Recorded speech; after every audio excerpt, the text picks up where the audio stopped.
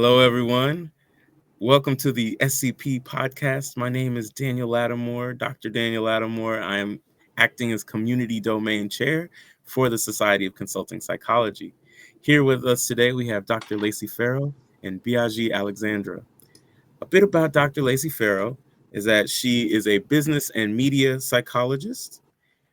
She also is the CEO and founder of Media Psych Entertainment Consulting, which is a firm bridging the gap between entertainment and psychology to TV and film companies. In addition, she is the president-elect 2025 and coming in to serve at 2027. Biage Alexandra is a fourth-year doctoral student in organizational psychology PsyD program at Rutgers University. She is also the senior coordinator for training and staff development. And in addition, the 2024 DEIA Excellence Cohort Scholarship recipient. Did I have that right, ladies?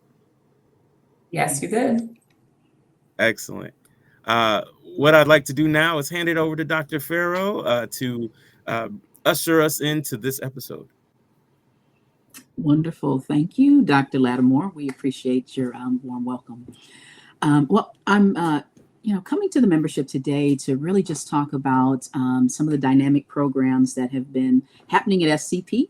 And some of you are very aware of them, and some of you that you might be brand new to some of these programs.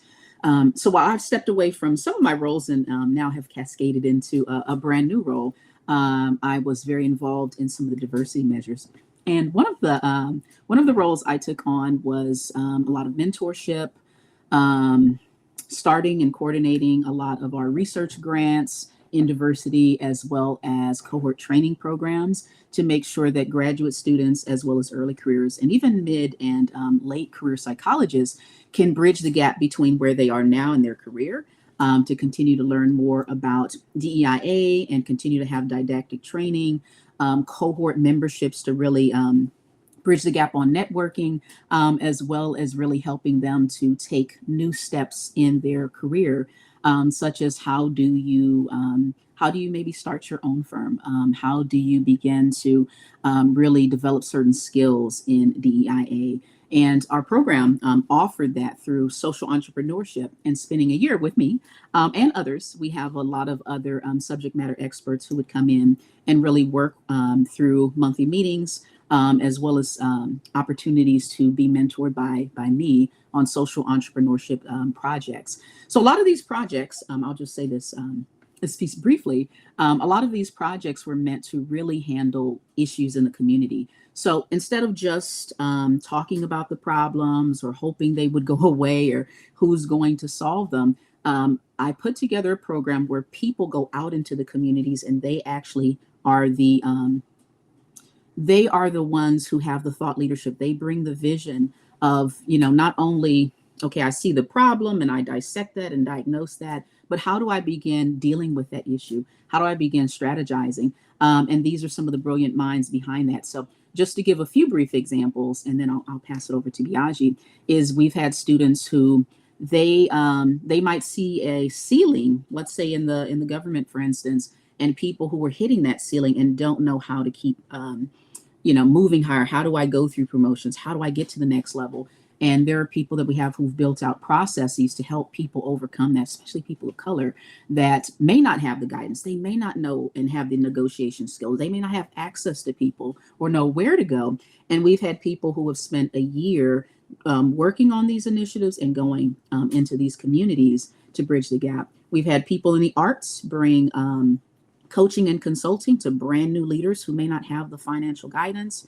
They may not have the know-how on leadership and management, and begin to work with people who are in the arts. Similarly, going into the space of working with actors and actresses and bridging the gap using coaching and other modalities, and on, right? We have students from NYU, UConn, Rutgers, and we have so many others, even Yale. We've had people starting to apply for not only the cohort, but our research grants, because we do touch a lot of lives. So today I'm going to pass it over to Biage because she's a part of not necessarily the research grant side, but a part of the cohort, the year long, right, where I meet with each of them every single month for a year. And she's going to talk to you about her specific project. So I'm very happy to hand this over to her.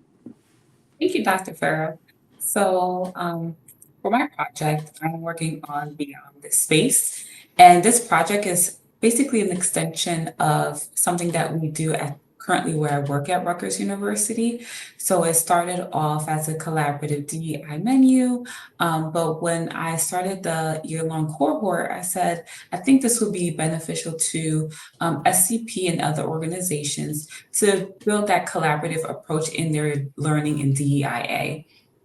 So what this does is an initiative that allows learning to be done at your own pace, and it gives you that ownership. So there's different multiple steps to get involved in. So the first step would be, to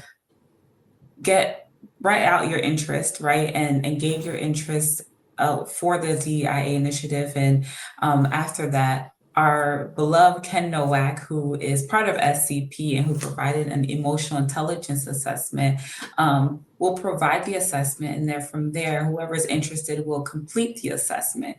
Once you complete the assessment to see where you are emotionally, then you'll go and there's a library, a resource of books, podcasts, movies, whatever medium you decide to learn from, that will show you, okay, if you want to learn about microaggression, if you want to learn about inequality or injustices, there are different books and podcasts that you can go and learn. You will choose that.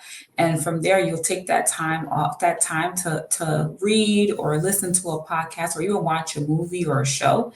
And from there, if you want, you can stop there if you decide, but if you want to take it a step further, you will communicate with the colleague. So I really wanted, one thing I wanted to do within SCP is build that community.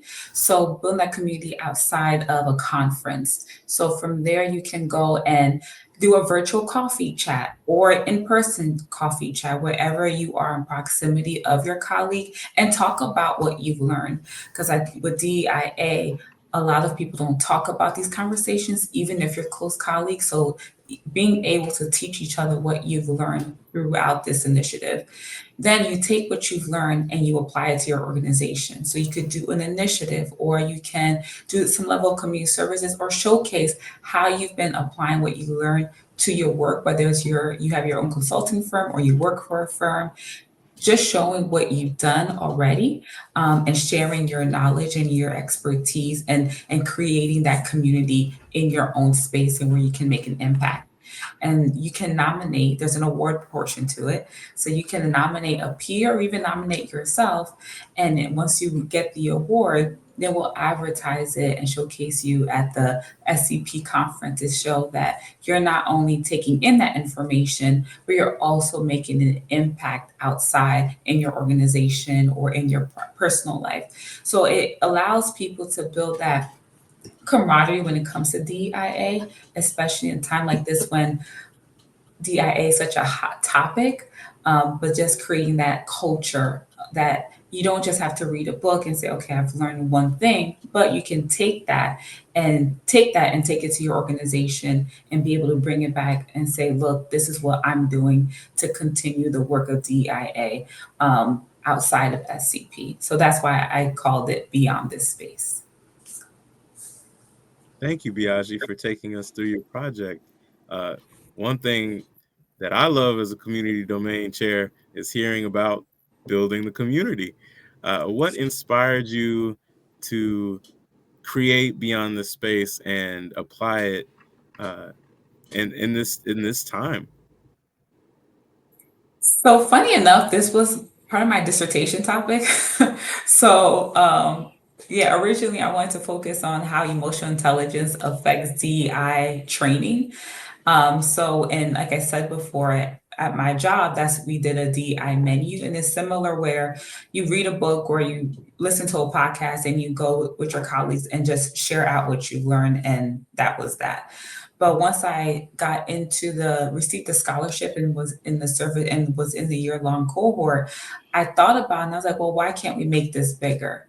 So from there, I took that portion and made it bigger because I know that in an organization such as SCP, we don't see each other all the time. And you see each other during work conferences, you see each other during networking events, so here and there throughout the year. So I feel like this would be beneficial to make it bigger and collaborative and give it more, not feel like a homework, but feel more so as something that you take ownership in what you're learning and you're not being PowerPointed to death or you're not being told what to do or how to do it, but you're taking that ownership in what you want to read and you don't have to stick to the list. If you find something that is not on the list of resources and you want to add to it, you are more than welcome to add to it because it is a living document. So I wanted a more collaborative approach of DEIA, and it doesn't have to be so serious. I think DEI topic of it can be so serious and people feel uncomfortable, but I wanted to make it more fun and collaborative and make it more of a community so it can be the culture and the standard. Excellent. Well, thank you for sharing about your project. It sounds like it will do a lot of great things for the society in terms of personal growth, but also collective growth. So we thank you for sharing this wonderful opportunity and time that we get to know you. Um, my next question is, how can someone who is watching this podcast get in contact with you? They might have some ideas, they might be inspired by your work. What's the best way for them to get in contact with you? Sure. So I do have an email. You can email me or you can go on LinkedIn. So my LinkedIn is my first and last name, so Biage Alexandra. And then of course you can email me, and my email is my first and last name at gmail.com. So either of those work. I can be found on either LinkedIn or direct email. Excellent. Well, thank you, Biagi, for sharing. And you heard it here, folks. Biagi is in her 4th year, about to be Dr. Alexandra, and will be continuing to expand beyond the space. So thank you. Thank you for Dr. having Farrow. me. Oh, for sure. Yes. No, thank you for being here.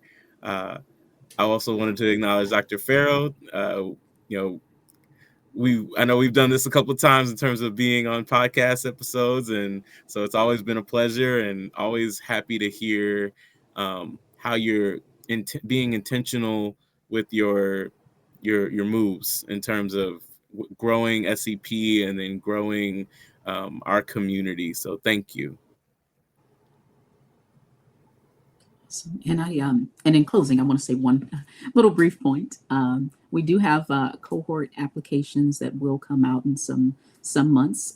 We are starting to take this year bachelor students as well, because I really believe you can't wait until you think folks are ready or you think they're smart enough to be in the room. You have to really groom people, and legacy is about plucking and kind of choosing a lot of right minds who are interested and ready. And the thing is, readiness is not always they have a PhD or they know everything, but it's about finding people who are hungry, who are interested, who are creative, and really bring them in the fold, because a lot of people don't know what we do in this field, and this is a great opportunity. But long story short, applications are coming soon. And you can join the many people who are continuing their research or continuing amazing projects. But handing it back over to you, Dr. Lattimore. Oh, thank you, Dr. Farrow. And I would imagine that those applications will be live on our website. Yes, and I'll provide an update when, and they're separate. The research is separate from the cohort application. Excellent. Well, and before I let you go, I also want to give you a chance to plug your socials and how the good folks watching can get access to you. Awesome. Yes. So they can find me on LinkedIn. I'm there. I am an Instagram gal as well. So you can find me there at MediaPsych100. And in the future, you might see me on X. So we shall see what happens. Well, Excellent. No, Yes. thank you all for joining today. We so appreciate you. This has been the SCP podcast, Community Conversations with Dr. Daniel Lattimore. We'll see you next time, and have a great rest of your day, wherever time and whatever time it might be.